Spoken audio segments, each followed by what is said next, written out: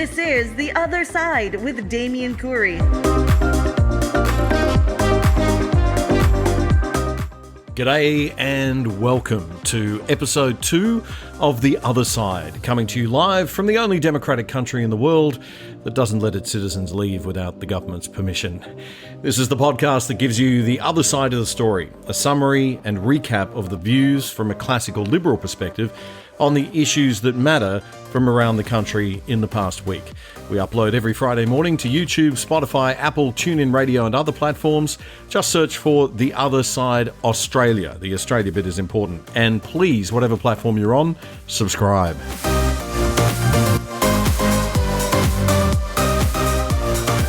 Coming up later, as we review a very busy week in public affairs, former Prime Minister Tony Abbott's speech in London delivers a serve to Aussie state's handling of COVID.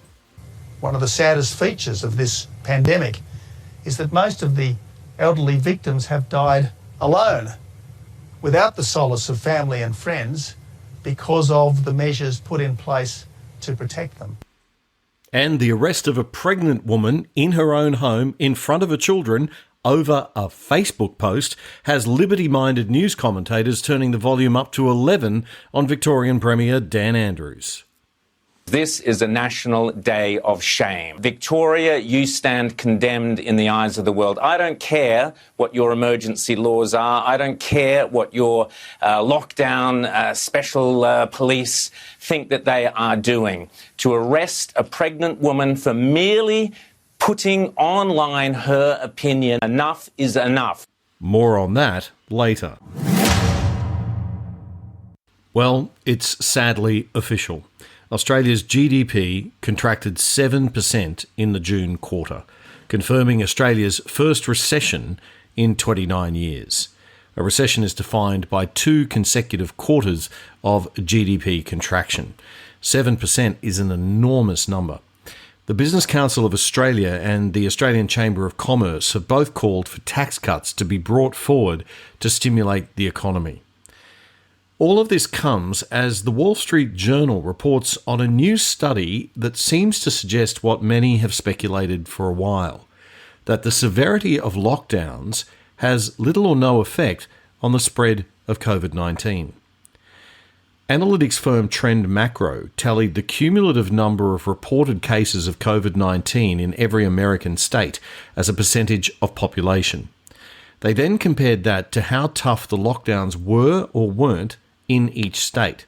This was based on what people actually did compared to how they used to behave before COVID, not just based on what the government policies were telling them to do. And the results? Wait for it. Lockdowns correlated not with less spread of the virus, but more. In fact, the 5 states with the harshest lockdown behaviour had the heaviest caseloads. Well, you might be thinking it could be that the strict lockdowns were imposed in response to already severe outbreaks, so that correlation's not really that exciting. But the study and the article address this. The article says, quote, "The surprising negative correlation persists even when excluding states with the heaviest caseloads. And it makes no difference if the analysis includes other potential explanatory factors like population density, age, ethnicity, prevalence of nursing homes, general health, or temperature. The only factor that seems to make a demonstrable difference is the intensity of public transport use." To find out more about that study, check the Wall Street Journal or The Australian, which carried the story on Thursday. The author is Donald Luskin, Luskin. You're listening to The Other Side with Damian Coory, your weekly shortcut to Australia's best commentary. Prime Minister Scott Morrison is putting pressure on state and territory leaders to reopen their borders as soon as possible, telling Parliament Australia cannot keep living as a dislocated nation. In an interview with Paul Murray on Sky News this week, Mr Morrison said we were on the way to opening up Australia in June. And then, of course, the Victorian wave hit, and that's really knocked us back quite a way. But what I want us to do now is exactly, I think, what you're suggesting, is, OK, we've got to look past that And how do we start opening up again? New South Wales has demonstrated you can deal with the virus coming and hitting you and keep everything open. I saw a quote by Alfred Deakin, one of our early prime ministers, and a father of the Federation, and he said Australia one and indivisible. Australia wasn't built to have borders. In fact, that was sort of the point, not to have them. And so we're not set up. So if you put a border in place, even if you have goodwill to try and resolve every one of these annoying, frustrating issues, it's not going to be perfect, and you're never going to get it perfect. That's why they created Australia. And so I'd like to go back to plan A, which is Australia, where you don't have them. And the sooner we can get to that, the better, because it's costing people their livelihoods, it's costing people their jobs, and worse than that on occasions. The number of letters I've got, and I've been advocating, of course, that people getting access to medical treatment or accompanying loved ones, these are heartbreaking stories. Now, I'm not suggesting, the officials who are dealing with this are heartless, but that is the consequence of when you put a border up. So it's not like, we put the border up, everything's okay and everybody's protected. No, there are real costs to that too. And I think it's fair enough for Australians to know how those things have been balanced up. Mr Morrison made a clear distinction between the situation on the New South Wales Victorian border and that in the Labor states like Queensland and Western Australia, who were being a lot less cooperative. There's the risk of the spread, that's true, but there's also the great damage that is done to people's lives and livelihoods as well. And that's the assessment they want to go. So on the New South Wales Victorian border, I would think that at the minute we believe that risk of the transfer is at a level that is no longer necessary, I believe both premiers and I will move in a heartbeat to get rid of it. Good. Absolutely. Now, that was done as a cooperative arrangement. Others have made unilateral decisions on this, and that's a bit more difficult.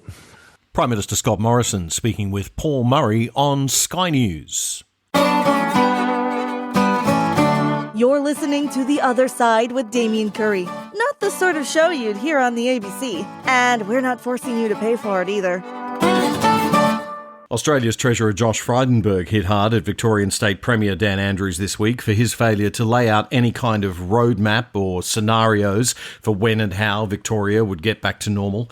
It's one thing to have uncertainty in a crisis. That's to be expected. But it's another thing altogether to have no plan well mapped out for different possible scenarios or to fail to communicate that to an anxious public. Andrews deserved what Frydenberg dished out. The impact on the national economy of what is happening in Victoria is between $10 and $12 billion. If these devastating numbers from Treasury are not enough to bring forward a definitive plan from Daniel Andrews, I don't know what will. Later the same day, Andrews announced he's Dan with a plan and he'll unveil it on Sunday. Next Sunday, the 6th of September, we will announce the roadmap to ease the restrictions that we've all been living under. There wouldn't need to be a microscopically detailed roadmap if we return to an Australia of liberty instead of one of the nanny state. An Australia where we let people free, trusting them to behave sensibly all by themselves as grown adults tend to do. Sweden took this liberal approach, and coronavirus ran its normal course and died out there. Now, they had it worse than their neighbours in the beginning, mostly because of problems with aged care management, not so much because they didn't go into a harder lockdown, although that probably did have a little bit to it and we can learn some lessons for that. But this virus appears to have a clear life cycle, something we'll go into on next week's show because unfortunately we don't have time for it this week. But in short, statistics now seem to show that it tends to fade once herd immunity kicks in, and this may only need to be at a level as low as 20%. After a first big wave, any subsequent waves don't seem to be taking as many lives. Well, they're not. It's quite possible that we could achieve the reduction in fatalities with proper management of aged care and the aged in the home, without border closures and without lockdowns, and especially without all the heavy-handed police state stuff we've seen from the Labor state governments.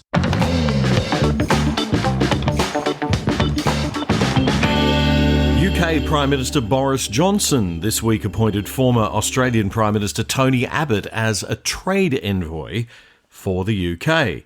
It's part of Boris Johnson's post-Brexit trade push. Mr Abbott's role will be an advisory one. Aussie Prime Minister Scott Morrison had this to say. But, well done, Boris. Good hire. In any case, Mr Abbott used his first speech in his new role this week to make some very pointed comments on the handling of COVID by Australian state governments in particular. One of the saddest features of this pandemic is that most of the elderly victims have died alone, without the solace of family and friends, because of the measures put in place to protect them. It's this psychic damage, I fear, that will be at least as bad as the pandemic's toll on health and wealth. People once sturdily self-reliant, looking to government more than ever for support and sustenance, a something-for-nothing mindset reinforced among young people spared the need of searching for jobs, and magic pudding economics entrenched under the guise of modern monetary theory. Governments paying businesses' wages bill for them, borrowers freed from mortgage repayments, and tenants no longer having to pay rent. None of this can last. Yet every day it goes on risks establishing a new normal. The sooner citizens don't have to offer police an explanation for their movements, the less anxious we will feel. The sooner the airwaves are not filled by officials telling us not to go out, not to see people, and not to shake anyone's hand, the more resilient we will be, even if there may be some modest uptake in corona cases. From a health perspective, this pandemic has been serious. From an economic perspective, it's been disastrous. But I suspect that it's from an overall well-being perspective that it will turn out worst of all. Because this is what happens when, for much more than a mere moment, we let fear of falling sick stop us from being fully alive. Former Prime Minister Tony Abbott. Mr Abbott said how to deal with a potential pandemic was often on his mind during his 4 years as Health Minister in John Howard's government. Bird flu, a far more deadly virus than COVID, but not as contagious, had killed hundreds in Asia and about half died. Mr Abbott said that the fear back then was that a pandemic variant could become an even more deadly form of the Spanish flu of the early 20th century. That flu killed about 50 million people, mostly aged between 20 and 40. This included more than 500,000 Americans when that country's population was only about 100 million. He said they were also worried about a supercharged version of the Asian flu that killed 1 million people worldwide in the late 50s, or the Hong Kong flu that killed another 1 million or more in the late 60s. But he said as things worked out, there was no pandemic on his watch, but there was one, swine flu, in 2009 that's thought to have killed about 300,000 people worldwide, including 40,000 cases in Australia that led to 191 deaths. And perhaps surprisingly, that pandemic barely rippled the public's consciousness. Mr Abbott said that in his time as Health Minister, he beefed up the national medicine stockpile, including one of the world's largest holdings of antiviral drugs, established the Australian Health Protection Committee, and laid out an initial crisis plan, which involved border screening and strict quarantine of incoming travellers as soon as there was a widespread outbreak anywhere. He said he envisaged the compulsory wearing of masks on public transport and the temporary closure of places where large crowds were in close contact. But not for a moment did I ever contemplate ordering people to stay home. That would have struck me as contrary to our nature and just adding to the worries of a dire time. In any serious pandemic, people would naturally avoid going out unnecessarily, and where they did, it would be for some vital reason. Work that couldn't be done from home, essential supplies and compassionate visits. The way I saw it, in any pandemic, the focus would be to get people to stay at their posts, to keep the economy going, not to lock everything down lest disease spread, because people would be taking precautions anyway. It'd be like living in a free country, not a nanny state. Mr. Abbott went on to say that this virus is certainly more infectious than the seasonal flu and more deadly, but it mostly has the same victims, the very old and the very sick. A highly infectious and potentially deadly coronavirus was always going to be difficult for governments to respond to, because leaders' normal focus is both to keep people safe and to make people prosperous. Yet here, for once, saving lives and protecting livelihoods did not quite go hand in hand, and minimising a pandemic's risk to health could easily maximise its damage to economies. The former PM said no decent government could allow its hospitals to be overwhelmed or contemplate a new disease predicted to kill over 2 million people in America and 150,000 here. Governments had to ban travel, to close places of gathering, order people to stay at home and introduce economic support measures, he said. But with a coronavirus incubation of up to a fortnight, lockdown could have been for a few weeks as opposed to a few months, while isolation and quarantine arrangements, testing, tracking and treating facilities were put in place, and suitable precautions were recommended, especially for older people, so that the health system wasn't swamped, the economy didn't become dependent on government support, and people were reassured that they were as safe as they reasonably could be.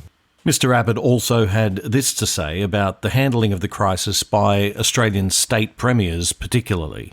One Australian state with virtually no corona cases won't admit people from another state with virtually no corona cases. States that want to admit foreign students because they need the money don't want to admit Australians from another state. And every day, premiers and their chief health officers front the media with casualty lists and stern warnings that it could easily get worse unless people stay in their homes and avoid each other. Now, it's a bad time, obviously, for anyone with the virus. It's also a bad time for anyone who would rather not be dictated to by officials, however well-meaning, or who instinctively chafes under a policy that's clearly unsustainable, yet may be kept up indefinitely in the absence of an effective vaccine. Given that lockdowns can reduce disease but not eliminate it, the result is not just a stop-start economy, but a stop-start life. Former Australian Prime Minister Tony Abbott speaking in London this week. You're listening to The Other Side with Damian Coory, your weekly shortcut to Australia's best commentary. If you'd like to listen to all of Tony Abbott's speech, there's a link in the program notes. And also, if you go to our YouTube channel, in the playlists section, you'll find a link to the main video.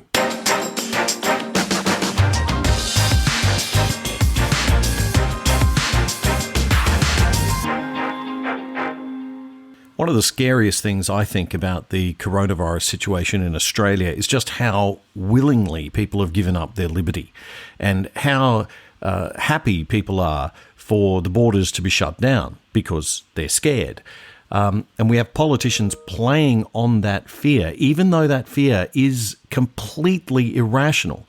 The politicians know it's there and they're playing on it, and they're simply not going to open the borders up, especially Anastasia Palaszczuk in Queensland, who has an election coming up on October 31.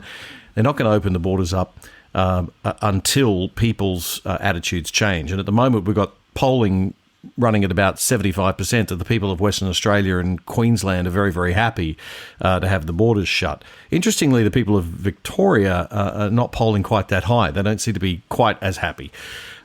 Nick Carter from the Menzies Institute has written a couple of great editorials in The Australian in the last couple of weeks. And I just want to quote a few bits from Nick's pieces because he really does sum this up very well.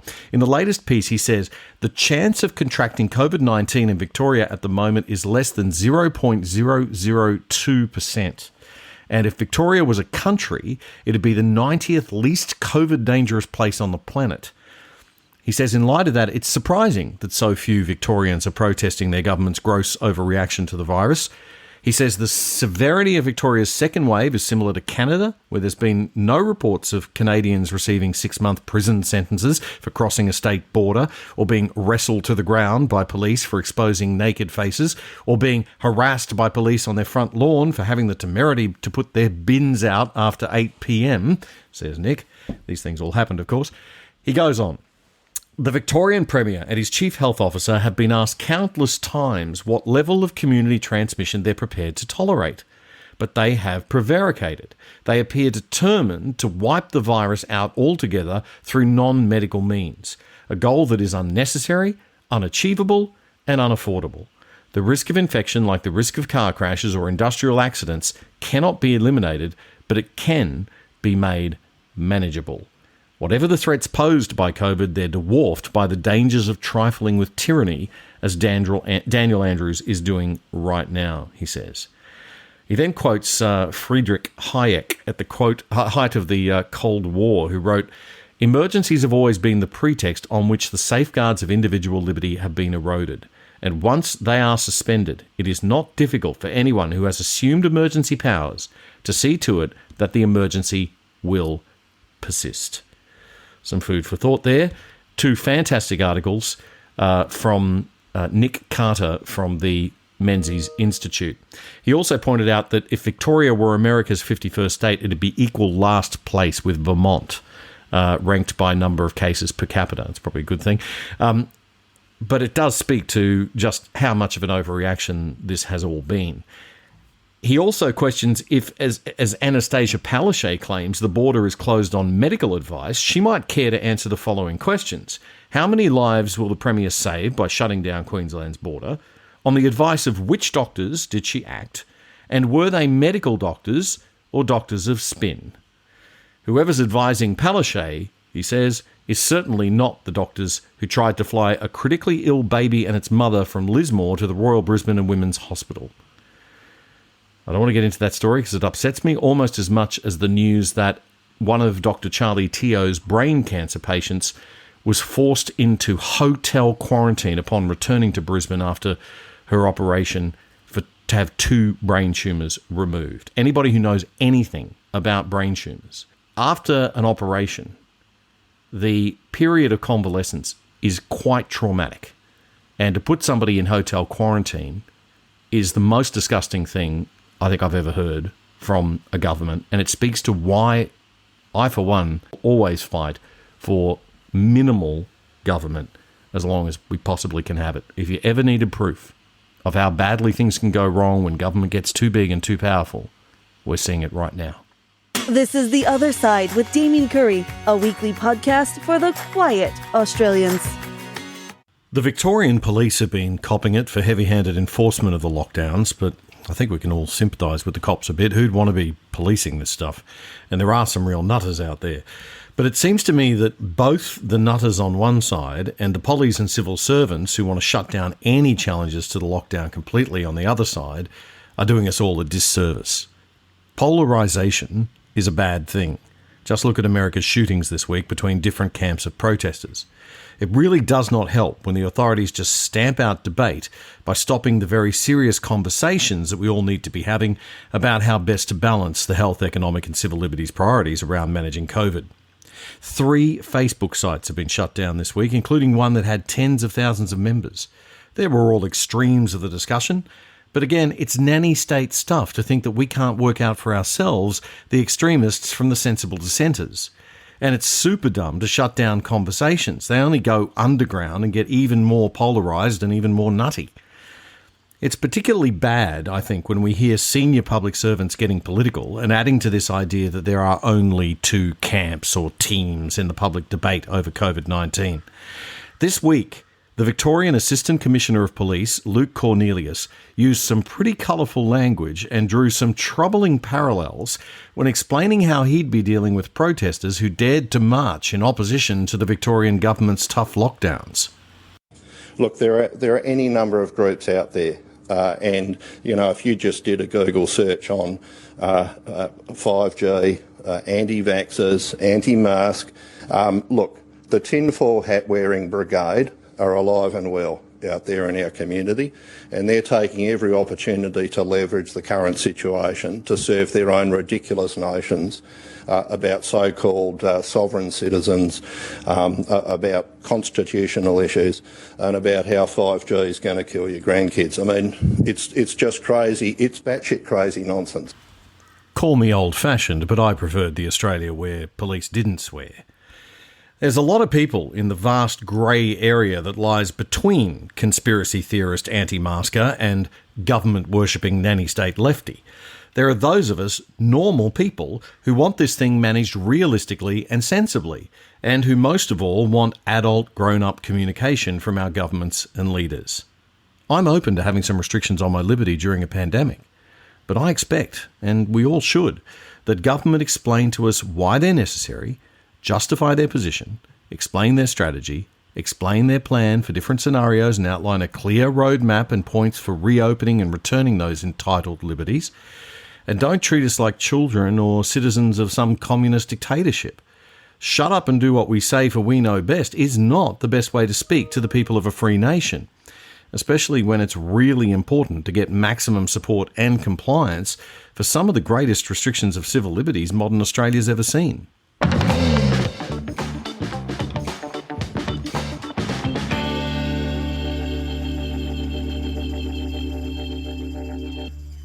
No doubt Assistant Commissioner Cornelius would be right behind the 3 police officers and 2 police cars that rocked up at the home of a woman in Melbourne just because she posted something on Facebook last weekend.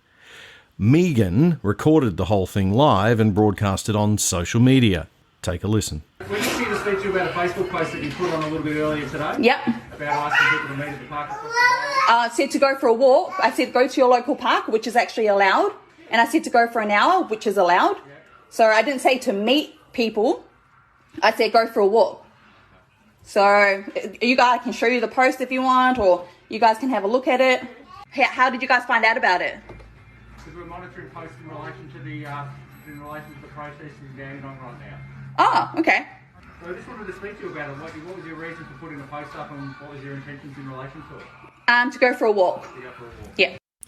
I suspect there was a bit more to it than going for a walk, but anyway, Megan was left alone. The police were very polite and professional in that situation. They're obviously well trained. I just wish they were putting that training to use in a better way on real crime instead of policing speech and thought. I have a real problem with that. Anyway, not so lucky was the lady in Ballarat, the pregnant mum whose video of her being arrested and handcuffed in her home in front of her kids and husband went globally viral this week. So what did Assistant Commissioner Cornelius have to say about that one? He said, quote, "The optics weren't good." That's PR speak for it's a really bad look. Look, if he thinks the optics are the issue here, he is massively missing the point. But that was at least better than Dan Andrews' response Thursday. He said, "I haven't seen the video, but that's a matter for the police." I find it very hard to believe he hadn't seen the video, and whether he had or hadn't, this is a matter for him, because he's the one setting the laws the police have to run around enforcing. We're going to finish this week with comments from Rowan Dean, the editor of The Spectator magazine, and Sky News host Andrew Bolt on the pregnant mum. I don't care what your emergency laws are. I don't care what your lockdown special police think that they are doing. To arrest a pregnant woman for merely putting online her opinion and her desire to protest against the lockdown. We supposedly live in a free society. Scott Morrison, show some bloody leadership. Finally stand up and say we are not going to have pregnant women arrested in their own homes for posting online a legitimate political point of view, particularly, but not exclusively, when they're on their way to an ultrasound, Andrew. I have to say this occurred on the day that the Victorian Parliament approved 6 more months of emergency powers that allowed police to go into that house without a warrant and do exactly what they did. I have to say shame on every single politician that voted for those powers to give the Absolutely. state such extraordinary control over people. And to think that people on the left voted for this. We're for freedom and individual rights and all that. That's gone. Those days are gone. This is a classic textbook steps towards totalitarian governments. And you've explained in great detail, Andrew, and many people around the world have explained that the virus does not warrant these extreme measures. What we should be doing is protecting those vulnerable people and looking at every possible means to do so, not restricting the fundamental basic rights of the people of Australia. Rowan Dean and Andrew Bolt on Sky News Australia.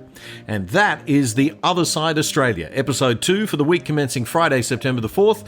I'm Damian Coory. Please do subscribe to the podcast. It comes out every Friday morning. And most of all, if you like the show, please tell your friends and share it all over social media. I would really appreciate the help getting the word out there.